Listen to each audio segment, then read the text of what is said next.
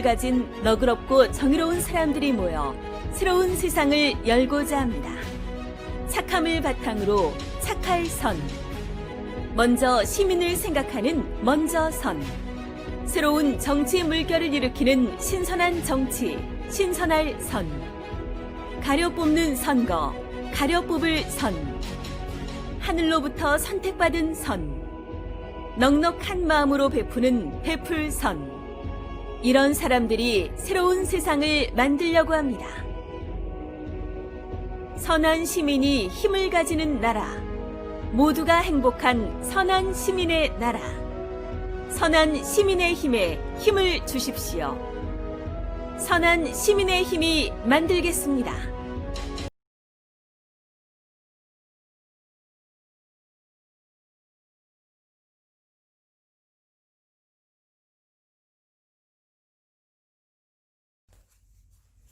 안녕하십니까.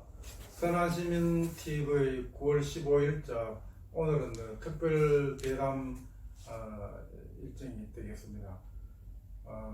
오늘 사법반에서 특별 손님을 모시고 이야기를 나누도록 하겠습니다. 여러분도 잘 아시다시피 우리나라는 민주공화국이라고 헌법에 규정되어 있죠. 모든 권력은 국민으로부터 나온다고 하는 것이 민주주의 대원칙입니다. 그런데 민주주의 원칙이 적용되지 않는 곳이 우리나라에 하나 있습니다. 그게 사법부입니다. 사법 권력은 국민으로부터 나오는 게 아니고 판사로부터 나온다는 게 현실 실태입니다. 그래서 사법부 판사들이 국민에 군림하는 것이 우리나라 사법부인데, 말하자면 판사공화국이라고 이야기를 듣죠. 말하자면 본 재판이 아무리 잘못돼도 판사들의 책임을 묻기가 어려운 것이 현실입니다. 그 이유가 무엇인지, 그리고 그것이 정당한지 등에 대해서 한번 알아보도록 하겠습니다. 오늘은 이와 관련하여 법원 판사의 재판이 잘못됐다면서 해당 판사와 국가를 상대로 손해배상을 청구했다가 기각을 당했고, 그러자 그 기각의 근거가 된 대법원 판례가 위헌이라면서 헌법소원을 제기한 전상화 변호사님을 모시고 말씀을 들어보도록 하겠습니다. 안녕하세요. 네, 반갑습니다. 2020년 올해 1월 초에 대법원 판결에 대해서 헌법소원을 제기하신 것으로 아는데, 우선 법원 재판이 헌법소원의 대상이 될 수 있습니까? 안 됩니다. 네. 헌법재판소법상으로 법원 재판의 경우에는 원칙적으로 헌법소원의 대상에서 제외되어 있습니다. 예. 그게 본래는 50전인가 그거는 그때 법원 재판도 헌법 심판 대상이었는데 바뀌어진 거죠, 그죠? 예, 아마 그럴 겁니다. 예. 그런데 이제 이 신문 기사를 보니까 우리 전 변호사님이 헌법 소원한 게 2020년 1월 14일경에 정식으로 심판 회부 결정이 나왔다고 돼 있던데, 이거는 어떻게 그렇게 됐습니까?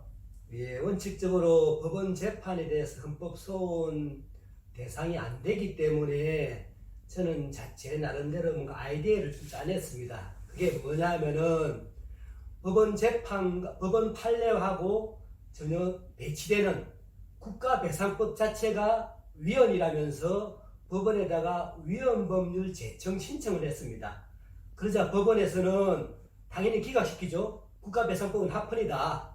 그래서 그 기각이 되자 그 기각 결정에 대해서 헌법소원을 제기한 것입니다. 즉 뭐냐면은 헌법소원에는 크게 두 가지가 있습니다. 우리가 흔히 아는 권리구제형 헌법소원이 있고, 또 한 가지가 위헌심사형 헌법소원이라 그래서 법률의 위헌 여부를 법원에다가 제청해달라라고 신청을 했음에도 불구하고 법원에서 기각했을 때, 그때 그 법원의 재판에 대해서는 헌법소원이 가능합니다. 그 위헌심사형 헌법소원이라 이렇게 표현을 하고, 그래서 저는 주의적으로는 국가배상법 자체가 위헌이다. 그리고 예비적으로는 그 국가배상법과 모순되는 대법원 판례가 위헌이다 라는 취지로 헌법소원을 했고, 따라서 어쨌든 헌법재판소법에서 규정하고 있는 헌법소원 유형이고 그 요건을 다 구비했기 때문에 헌법재판소에서도 심판 회부 결정을 할 수밖에 없었습니다.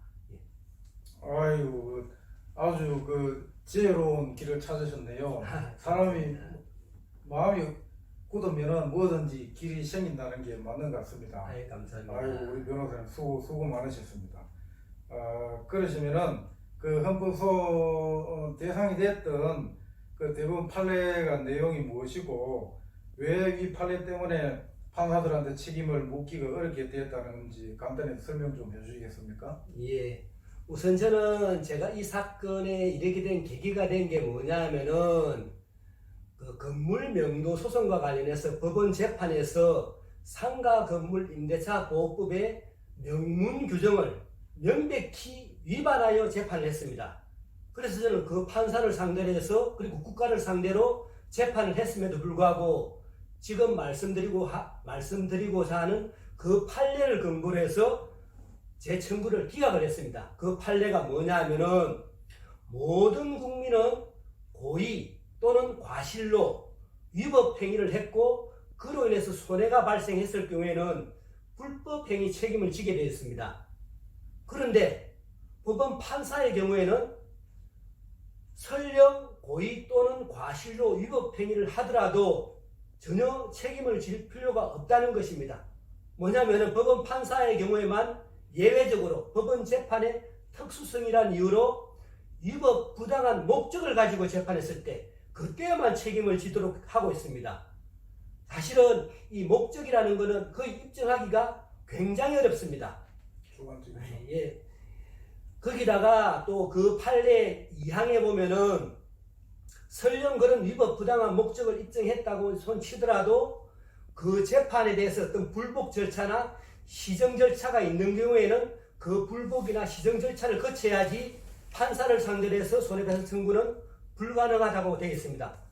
결론적으로 우리나라는 1심, 2심, 3심제이기 때문에 1심 재판이 아무리 잘못됐다고 하더라도 법원 재판에 대해서는 손해배상 청구가 불가능합니다. 왜냐하면 2심으로 항소가 가능하기 때문입니다. 2심도 마찬가지입니다. 대법원의 상고가 가능하기 때문입니다. 결론적으로는 대법원 재판이 잘못됐다면서 1심 법원에다가 손해배상 청구를 해야 되는 셈인데 과연 우리나라 신급체제 하에서 1심 법원에서 대법관들의 재판이 잘못됐다라고 해서 손해배상 책임을 인정하겠습니까? 불가능합니다. 네. 이런 내용입니다. 예. 그 판사는 아무리 잘못해도 판사에게 책임을 물을 방법도 없고 또 설사 그런 방법을 찾았다 해도 인정을 하지 않으니까 국민들은 이 힘없고 돈이 없는 국민들은 얼마나 억울하겠습니까? 그래서 신뢰도 조사를 보면은 판결에 대해서 법원에 대해서 국민의 65%인가 최고 불신할 때는 그 정도가 안 믿는다고 돼 있거든요. 예, 그러면은 이 법원이 그동안 거친 수많은 국민들의 65%는 지금 억울한 경우가 있다고 보여지거든요. 그래서 우리는 사법에 대해서 근원적으로 불신이 큰 국가적인 문제로 생각이 됩니다. 사법이 제대로 써야지 최후로 국민이 이 가서 호소하고 의지할 때가 사법부인데 너무 부패하고 문제가 많다. 그거는 우리가 반드시 우리 전 변호사님이 그 소송을 반드시 헌법재판소에서 이기셔서 사법 정의를 되찾고 법원을 바로 세우는데 큰 기회를 해주시기를 부탁을 드립니다. 그리고 그러면은 그렇게 지금 애를 쓰신 이 헌법소원이 언제쯤 나올 것이며 결과는 어떠리라 예상을 하고 계십니까?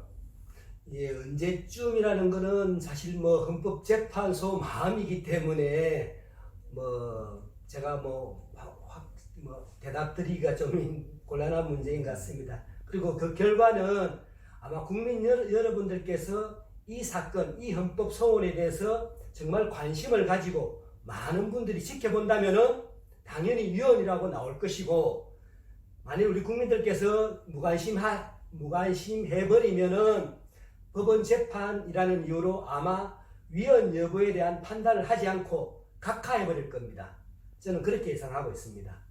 이제 부디 그 헌법재판소가 나라의 장래와 국민들의 삶의 더 나은 삶을 위해서 그런 기준으로 좋은 판결을 내려주기를 기원하면서 또 우리가 이 큰 문제점 가운데 하나 꼽는 게 이 헌법의 법관은 법률과 양심에 따라 재판한다고 되어 있는데 그 양심이 고무줄이기 때문에 그게 큰 문제로 지금 지적받고 있거든요. 그래서 개헌할 때는 그 손을 봐야 되는데 문제는 법관에게 그렇게 완전히 정권을 위임한 것은 그 법관은 적어도 통상인 이상의 양심과 전문성을 갖고 있다는 전제가 있었지 않습니까? 그래서 그게 제도가 성립한 건데 지금 검사나 판사가 통상인보다 양심적이고 올바른 사람이냐 이거예요. 오히려 보통 사람보다 판사, 검사가 수준이 더 저질이라 이거예요. 양아치가 더 많다 이거. 그러면은 법관의 독립, 재판의 독립에 지금 재판은 독립되지만은 법관을 지금 아무도 못 건드리게 한 거는 이거는 국가의 근원이 지금 흔들리는 문제다.